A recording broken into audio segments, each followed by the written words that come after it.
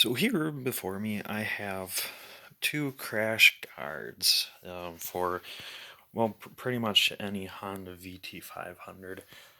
So they'll fit on the Ascot VT500, not the single, and they'll fit on the Shadow VT500. They'll fit all years. Um, I, I don't think they fit on the 700s and 750s, and I don't think they fit on the 600s. But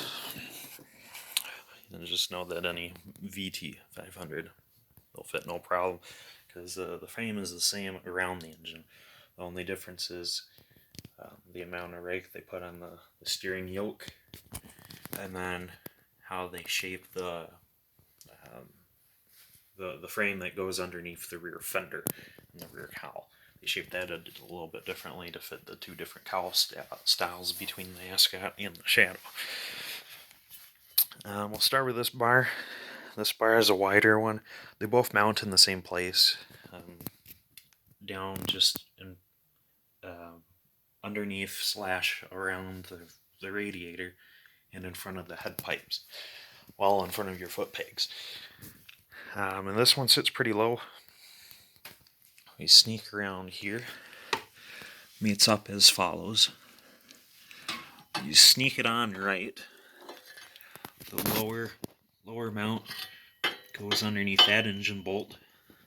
The upper mount goes underneath that engine bolt. And then on the other side, things get a little bit confusing.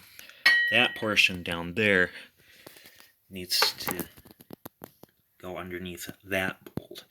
That bolt is hiding right behind the rear head pipe. These are the two exhaust pipes. It's hiding right behind the second one for the rear bank. So getting at that can be tricky, especially depending on what length that engine mounting bolt is, and if anyone's gone and messed with it. Because if it's too long and you can't push it through, installing it won't be fun. So it's notched like this, so it can go around the front pipe and behind the second one without much issue. And then this top mounting stem on it goes underneath one of these two bolts between the two frame sections. So then once it's hung, kind of looks like that. I call it the wide one for obvious reasons. It looks kind of funny on the Ascots, but anything chrome looks nice on Shadows. Being their foot pegs are closer, it kind of makes this guy disappear. If you'd imagine it sitting in front of this VT700, it kind of looks like that. It's a lot more acceptable that way. Chrome pipes help a lot. Black pipes hinder it, So there's that one. That's the wide one. That's an aftermarket one of some sorts. Or at least I think it's aftermarket. This one is what I call the vertical one, and this is genuine Hondaline. It's got what's supposed to have two U-bolts. I'm missing one. It's got two U-bolts, and they just loop around the frame underneath the radiator. And then up here it's got two removable clasps. So I set it down. You undo this bolt and nut, and this clasp can be removed. And once both those clasps are removed, it installs extremely easy. I have to put in the correct hand, of course. You slide it on. First, you have to remove this plastic radiator shroud. Then you're able to sneak the mount on. The rail will go right inside these clasps, and then the rail will continue to go right inside these the U-bolts. Assuming that I'd have that second one there. So it kind of lines up like this when you're setting it up to install. And then once you have this on the frame, you can bolt in these clasps. They're a little tricky to squeeze in depending on what all you have behind your radiator. They're pretty easy to get at.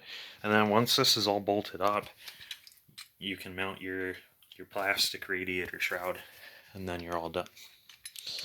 Sounds real easy to install. Like I said, this one's a little difficult. Sometimes you do have to loosen up the rear and or the leading head pipes. Sometimes you even have to remove them, depending on if they've been banged up, if they've been bent. Because anything that obstructs that nut will make this operation awfully difficult. But otherwise, this one's pretty neat because it uses all the existing bike's hardware.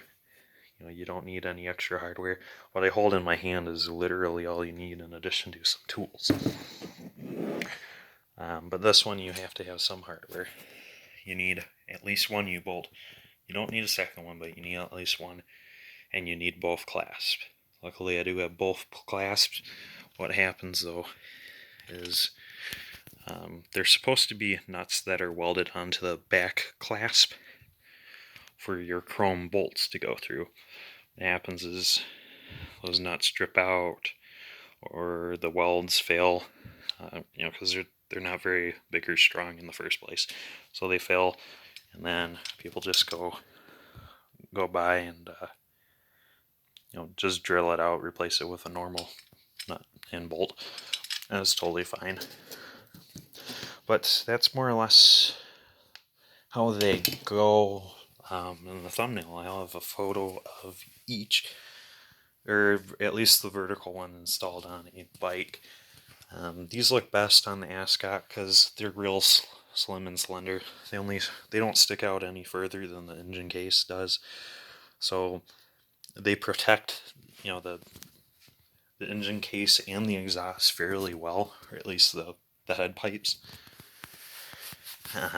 But if you have an Ascot, painting this black looks really, really nice. The chrome is fine too, it just stands out a bunch. But any crash bars in chrome just looks awesome on a Shadow. But if you're going to have them on Ascot, just a quick coat of black. It makes them look pretty sweet. I'll end it there. We'll see you guys later.